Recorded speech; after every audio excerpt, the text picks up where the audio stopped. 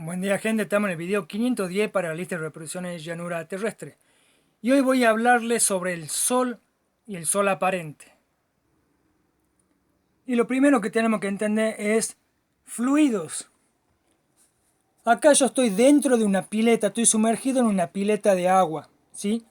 Yo acá tengo el nivel del agua y acá tengo la luz del techo, ¿se entiende? Está todo oscuro. Yo solamente tengo prendido la luz y la luz a mí me hace un arco, ¿sí?, de visión. Si yo estoy acá y miro hacia arriba, yo voy a ver el sol o la luz acá reflejado en la superficie del agua de la pileta. En este punto, si yo me muevo nadando hasta acá y veo el sol, digo la luminaria, digo el foco, la lámpara del techo, el sol ya no va hasta acá, en apariencia va a estar acá. ¿Se entiende? Entonces yo tengo un fluido que a mí no me permite ver la lámpara, su posición, ¿sí? Yo puedo ver los efectos reflejados en la superficie del agua de la pileta.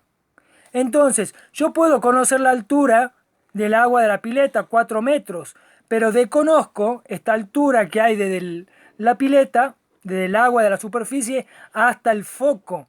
Tampoco sé si el foco es chico o grande o son un montón de focos de un estadio, por ejemplo. Entonces tampoco puedo calcular la distancia total desde la Tierra a la luminaria principal. Entonces acá vemos cómo se refleja el sol en un fluido, ¿sí?, que me da una ilusión óptica de apariencia de que aquí está el sol. Y si yo me muevo para aquí, me muevo para acá, para el fondo, siempre lo voy a ver al sol, si reflejado en la superficie, en diferentes posiciones. Es decir, que yo estoy acá, vos estás acá, y vos me decís, no, a 90 grados yo tengo el sol. Y yo te voy a decir, no, no, yo lo tengo a 70 grados. No, no, pone de acuerdo, porque no entendemos cómo se refleja dentro de un fluido, ¿sí?, en este caso el agua, la luminaria, la lámpara del sol, más la estrella. Pasa exactamente lo mismo, igual que la luna. Tanto se habla del sol aparente y aparentemente nadie lo entiende. Y nosotros a este ejercicio, a este ejemplo, lo vemos todos los días cuando cocinamos. La luz de la cocina, si tenés agua, le pones aceite y espera que hierve el agua, siempre va a ver cómo hace el foco de luz en el fondo, la gotita de aceite, y si vos la mezclas, esa gotita se va moviendo. Entonces, volvemos a recapitular capítulo 1, el video número 1 de esta serie. Oleoductos. Yo puedo pasar diferentes fluidos de diferentes densidades por un conducto y las puedo separar en fase después. También hay, no sé cómo se llama, es un caño donde pasa agua y tierra de la mina, ¿sí?, de una excavación. Pasa todo junto a una planta y ahí en esa planta es la que trata y separa el oro, usando mercurio y demás. Bueno, tenemos la fibra óptica, es un luz, ¿sí? Ahí nosotros tenemos una velocidad de transmisión de 100 GB por segundo, que es un ancho de banda que va desde 10 kHz hasta 10 GHz. ¿Sí? Es una gran amplitud de frecuencia por un pequeño conductor que en este caso es transparente y lleva la luz. Tenemos el cable ADSL, que es el cable común del teléfono anterior, que vos conectabas al módem, y vos a través del cable recibías internet, televisión por cable, teléfono por tono, el teléfono antiguo, y podría hasta cargar con 5 voltios, porque esto siempre tenía 5 volts de tensión, ¿sí? Podría cargar algún dispositivo, pero la intensidad es poca, pero podrías. Entonces vos tenías una velocidad de hasta 100 megabytes por segundo, lo que te daba el ADSL, con un ancho de banda de 100 Hz a 4 GHz, que vendría a ser un G3, un G4 casi. ¿Se entiende? Entonces nosotros podemos pasar cualquier cantidad de fluidos, ¿sí?, a través de un solo conductor, y luego tenemos la tecnología para separarlo.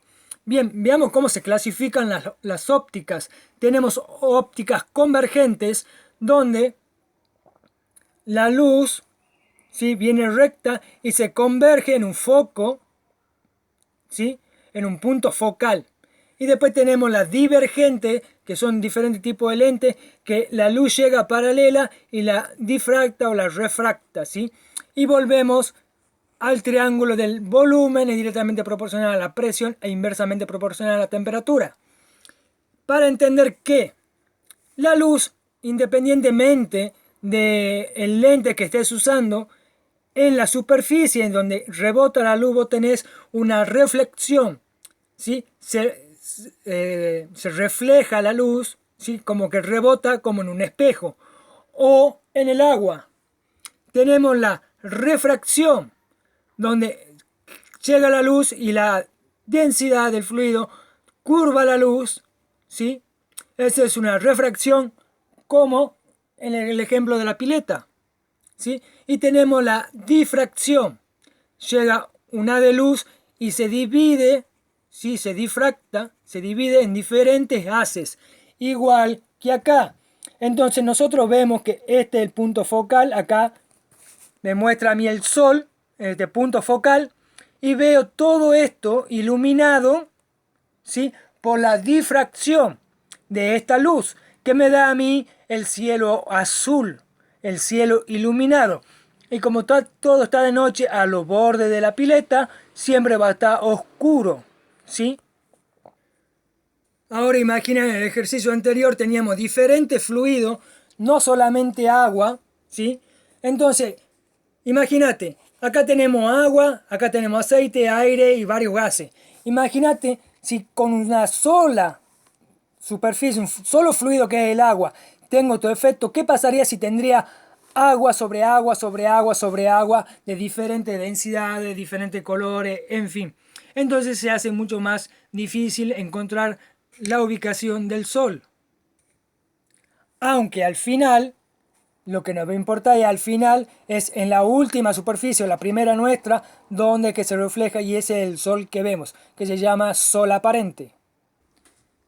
La ciencia nos dice que desde el Sol viene todo el espectro electromagnético, ¿sí? Entonces tenemos neutrones, rayos cósmicos, rayos gamma, rayos X, rayos ultravioleta, la luz visible, rayos infrarrojos, microondas, onda de radio, onda de ruidos cósmicos, electricidad, estática, magnetismo, todo como ondas. Y si hace todo ese conjunto de ondas lo hacemos pasar por una burbuja tipo lente que sea de gas, ¿qué pasaría? ¿Tendríamos un sol aparente? Sí, y tendríamos un montón de otros efectos de reflexión, refracción y difracción, entre otros, como difuminación, ¿sí? Y demás. Entonces, esta es la montaña donde al nivel del mar podemos llegar a 50 grados centígrados, y a medida que vamos subiendo pasa de 40, 30, 20, 10, 1, congelación en el pico de las montañas, y va de menos 20, menos 40, menos 80, y luego empieza a subir. Tenemos diferentes cantidades de fluido, la densidad del aire es distinta, es decir que a mayor molécula que yo tenga en la base, y si mi densidad empieza a disminuir, significa que los rayos que pasan por esta lupa, ¿sí? Como acá hay más hoguera, por decirlo, ¿sí? Estos rayos, ponerle que encienden una brasa de carbón, ¿sí? Como yo tengo más carbón y acá abajo, acá hace más calor, y como arriba lo tengo más separado y en menor cantidad, hace menos calor.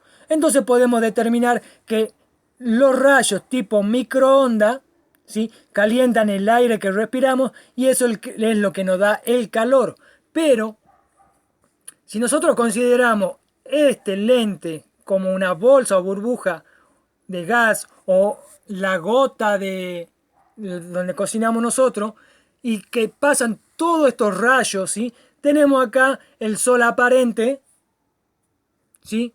Que es luz visible y holográfica, como el láser holográfica. ¿Por qué? Porque en todos los puntos yo tengo el mismo sol. ¿Se entiende? Cumple la función de holografía, que cada porción yo tengo la misma fuente creadora, que eso es lo que forma una holografía, ¿sí? Holografía, ¿sí? Y luego tengo rayos ultravioleta, infrarrojo y gamma que vienen del sol. Nosotros usamos crema para evitar que el ultravioleta no queme, que el infrarrojo no queme, en fin, ¿se entiende? Pasan todo proveniente de una misma gota de sol. Entonces las microondas deben ser resonantes con el aire, ¿sí? Que a mayor densidad, ¿sí? es mayor el efecto de calor, ¿sí? Entonces ya estoy introduciéndote en lo que es el Sol, cómo lo vemos, ¿sí? Y entendamos que a lo largo de los videos que voy haciendo ya te he dicho cómo es el modelo cosmológico, pero aún no lo vas a poder entender porque seguramente no estás esperando que yo lo arme y ya lo voy a armar. Entonces, nosotros tenemos una bobina de forma toroidal, ¿sí? Cuando yo le ingreso por acá una tensión, ¿sí? Continua, hago que la corriente pase por una pila, yo genero, ¿sí? Una inducción, un arco, ¿sí? O un campo eléctrico a lo largo de la bobina toroidal, ¿sí? Ahora, cuando yo lo hago alterna la corriente, le pongo la de red, ¿sí? Cuando sea positivo me va a dar el campo eléctrico en un sentido y cuando lo pongo negativo, el campo eléctrico en otro sentido. ¿Se entiende? Yo lo dibujo así para diferenciarlo, pero si vos a esta la pones acá, tendría que hacer diferente el movimiento. Entonces, según la onda senoidal, ¿sí? O la frecuencia que yo le dé a la corriente continua, yo voy a generar un efecto de campo eléctrico a lo largo de la bobina, ¿sí? Y yo puedo determinar con la frecuencia, con lo que te acabo de decir, que este campo eléctrico, que puede ser un campo magnético, como por ejemplo en los electroimanes, que el campo vaya hacia adentro o que el campo de adentro vaya hacia afuera. Cuando es alterna, hay un ciclo que va hacia adentro y un ciclo que va hacia afuera, ¿sí? Como un analema. Entonces, ¿cómo se entiende esto? Supongamos que esta bobina es esta bobina, ¿sí? Y yo al medio, en el polo norte, pongo un gran palo con una cuerda y hago rotar un imán. Que el imán vaya recorriendo la bobina. Entonces, el campo magnético, cada vez que hay un conductor, vos cortás la línea de campo magnético con ese alambre, siempre se va a inducir en el alambre una pequeña cantidad de corriente, que es la transformación del magnetismo a la electricidad. Bien, esta bobina no está conectada a ningún lado. Si es una bobina conectada a sí misma, llega la misma bobina. Yo hago circular, ¿sí? Este imán a lo largo del perímetro de la bobina y voy a generar una inducción de energía eléctrica, ¿sí? En la bobina. Cuando esté acá, la corriente va a ser muy rápida y va a circular a lo largo de toda la bobina constantemente a medida que yo la vaya corriendo. O sea, va a tener un sentido horario o el sentido que yo le dé al imán.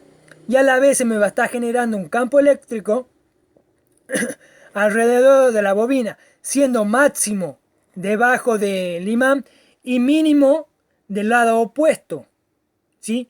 Que es un analema si lo dibujamos nosotros, pero no se va a invertir el sentido, ¿sí? Del campo eléctrico. De afuera vaya hacia adentro y este también de afuera vaya hacia adentro, pero al revés, para el otro lado, por abajo, ¿se entiende? Bien, pero en nuestro planeta Tierra nosotros tenemos la Antártida, tenemos los continentes y entonces voy a sacar conocimiento de electrónica. En electrónica, cualquier bobina que yo le ponga una resistencia y un condensador, lo que yo hago es un filtro común y corriente, un filtro básico de la energía. ¿Para qué? La resistencia me mantiene el voltaje en ciertos mínimos, me evita los picos y el condensador es como que me amortigua los pequeños picos que puedan pasar. Es decir, que si yo acá, cuando hago pasar esto, tengo muchos picos así, a la salida de este filtro voy a tener una corriente más estable. Eso es un filtro. Ahora, si yo te digo, como en los videos anteriores que no has entendido porque no lo he explicado y ahora sí lo estoy explicando, si el mar fuera un capacitor, ¿sí? Y la Tierra funcionara como una resistencia, este campo magnético que va hacia adentro, que es el que nosotros nos da la ubicación con la brújula, ¿sí? Quedaría regulada y estabilizada por el mar, que acá, cuando va el sol por acá, se carga positivamente, acá se va descargando negativamente, lo que me produce un movimiento de energía a través de los polos, por decirte un ejemplo. Y para que no tenga tantos picos y demás, las tierras, ¿sí?, como son dieléctricas, son resistivas, generan una resistencia al paso de la corriente de un mar al otro, porque si no sería un ciclo muy rápido de eléctrico y no sería el mundo que conocemos. Entonces, el condensador, ¿sí?, si es el mar, una patita del condensador está en tierra y el otro está en el otro continente. ¿Se entiende? Entonces la carga que está acá en los mares está contenida dentro del condensador. Y de un extremo a otro de la tierra o de Brasil a Chile es una resistencia. ¿Por qué te digo esto? Tengamos en cuenta que yo hago el mismo ejercicio, ¿sí?, usando lo básico, lo complejo a lo más complicado. Tengo una bobina de Tesla a la cual yo le puedo aumentar o reducir el voltaje, ¿sí? Cuando yo le aumento los voltajes, supongamos 20.000 voltios, me genera una radiación, ¿sí?, eléctrica y magnética también, porque el magnetismo va del otro lado de el opuesto de la electricidad. Esa corriente se va a inducir en esta bobina, ¿sí?, una corriente que va de un sentido al otro, ¿se entiende? Y yo, sacando unos cablecitos de acá, puedo obtener el voltaje para cargar un dispositivo, por ejemplo.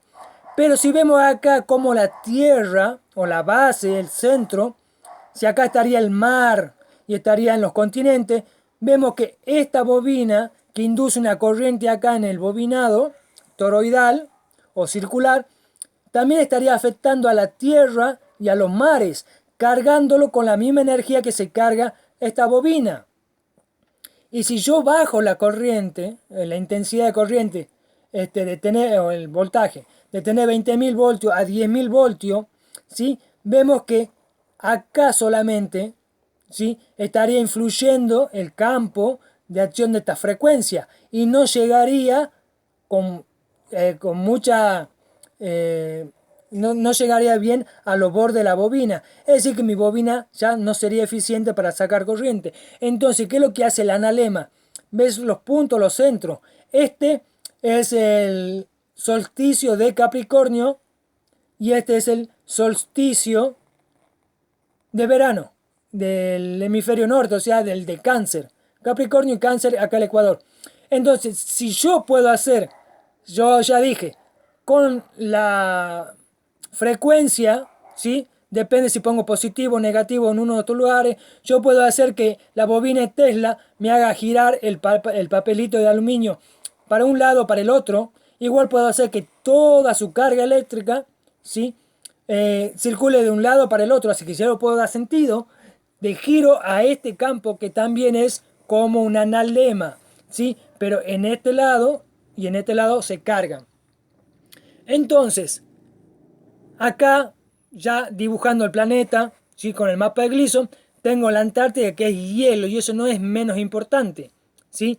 Entonces yo tengo al Sol, ¿sí?, que funciona como positivo del capacitor. Y el negativo del capacitor es el agua de mar. ¿Se entiende?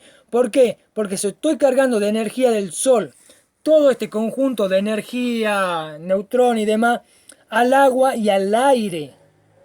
¿Se entiende? Porque el aire también se carga eléctricamente, por eso tenés estática. Acá en el aire común y corriente tengo toda la microfrecuencia del módem, de estaciones radio AM, FM, radios militares, tengo de todo y no las veo, ¿sí? Pero están cargadas el aire que respiramos con todo eso. Entonces el Sol es el positivo, el capacitor, el negativo, el capacitor es el mar y la resistencia son los continentes, ¿sí? Entonces, entender que el condensador, ¿sí?, su principio de construcción es un metal con un no metal. Es decir, un conductor con un aislante, ¿sí? Y la Tierra es el aislante y el mar es el conductor de electricidad. ¿Se entiende? O por lo menos carga positiva. Y el hielo, como es agua dulce, ¿sí? Es agua aislante de la electricidad. Entonces, este es mi aislante, mi núcleo de ferrita, si te gusta, donde está la bobina. Obviamente no hay una bobina de alambre. Estoy hablando de que esta bobina, tu alambre, está hecho de la densidad del agua y demás. Entonces tenemos que entender que los ácidos, como el ácido de la batería, retienen carga negativa, ¿sí? Y entregan esa carga negativa generando voltaje. Por eso vos tenés un voltaje en las baterías. Y la sal, aquello que es alcalino, ¿sí? Rechaza lo negativo, la electricidad, y se carga con cargas positivas. Es decir, que recibe voltaje, ¿sí? Entonces, el agua de mar es salada, es decir, es alcalina, recibe voltaje, ¿sí?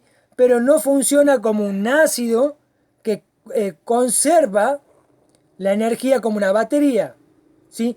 Funciona como un capacitor que llega a la saturación, descarga, tan rápido como 100 GHz, por ejemplo, ¿se entiende?